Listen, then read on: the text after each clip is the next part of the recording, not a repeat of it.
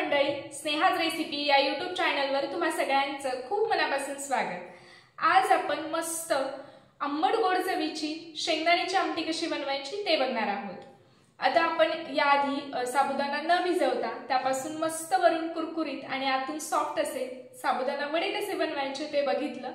त्यानंतर एकदम मऊ मोकळी लुसलुशीत अशी साबुदाणा खिचडी कशी बनवायची ते बघितलं आणि ते व्हिडिओ बघायचे असतील तर त्याची लिंक डिस्क्रिप्शन बॉक्स मध्ये दिलेली आहे।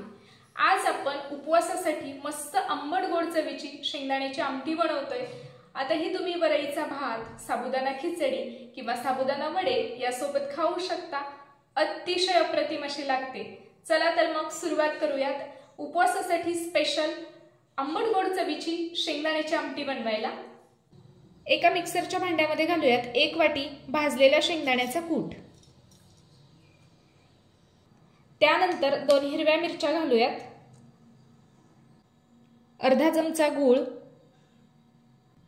थोडीशी चिंच, 1 वाटी पाणी घालूयात आणि आता हे मिक्सरला बारीक करून घेऊयात।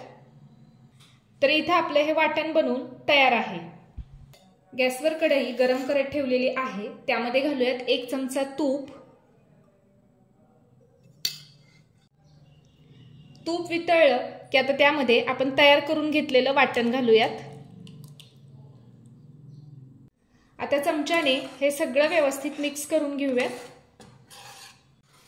तर उपवासासाठी ही आंबट गोड चवीची शेंगदाण्याची आमटी तुम्ही नक्की बनवा आणि कशी झाली हे कमेंट बॉक्स मध्ये कळवायला अजिबात विसरू नका।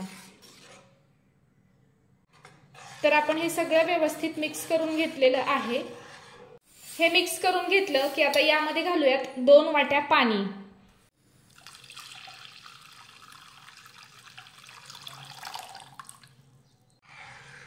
पाणी घातलं की आता यामध्ये घालूयात चवीनुसार मीठ।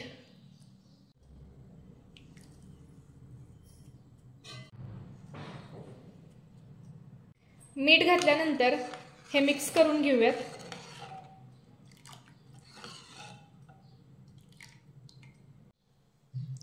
आता आमटीला एक उकळी काढून घेऊयात। आमटीला छान उकळी आलेली आहे। तर आता गॅस बंद करूयात।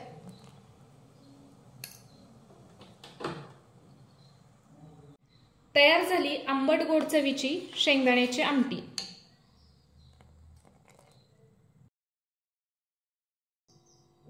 उपवासासाठी मस्त आंबट गोड चवीची शेंगदाण्याची आमटी बनवून इथं तयार झालेली आहे।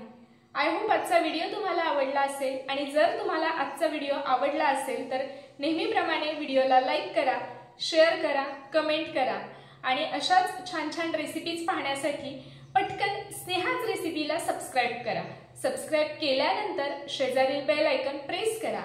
आता त्याने काय होईल, जेव्हा मी नवीन व्हिडिओ अपलोड करेल तर त्याचं नोटिफिकेशन सगळ्यात आधी तुम्हाला मिळेल आणि तुम्ही कुठलाच व्हिडिओ मिस नाही करणार।